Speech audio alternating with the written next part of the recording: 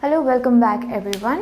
आज हामी A Day भन्ने poem पढ्न गइरहेका छौं, written by Emily Dickinson, who is an American poet. So, this poem revolves around the life and death of a child or a person.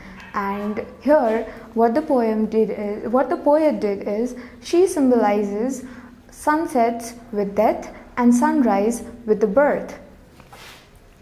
So, let's have a look at the first stanza.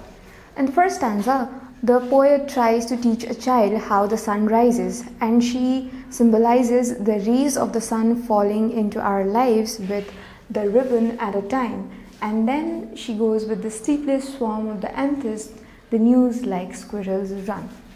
यसमा चाहिँ के भन्न खोजेको छ भने amethyst being valuable crystals,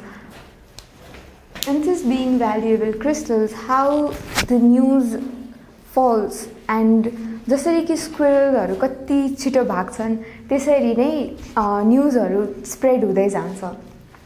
The second stanza is all about how the heels untie their bonnets, the bobolinks begin. Then I said softly to myself that must have been the sun.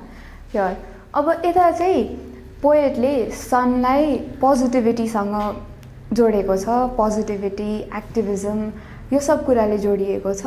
Where she clearly sees कसरी हाम्रो त्यो हिलहरुलाई like बादलहरुले छोपिएको हुन्छ, and then slowly it starts getting clear, and that's how this stanza shows. That's what this stanza shows.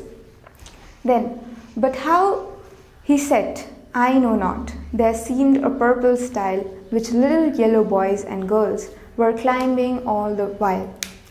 Third stanza ma चाहिँ the poet speaks about the hardships of life, and she shows हामी कसरी एउटा तर्फबाट अर्को तर्फ जाने गर्छौं, and what things a child faces while growing up.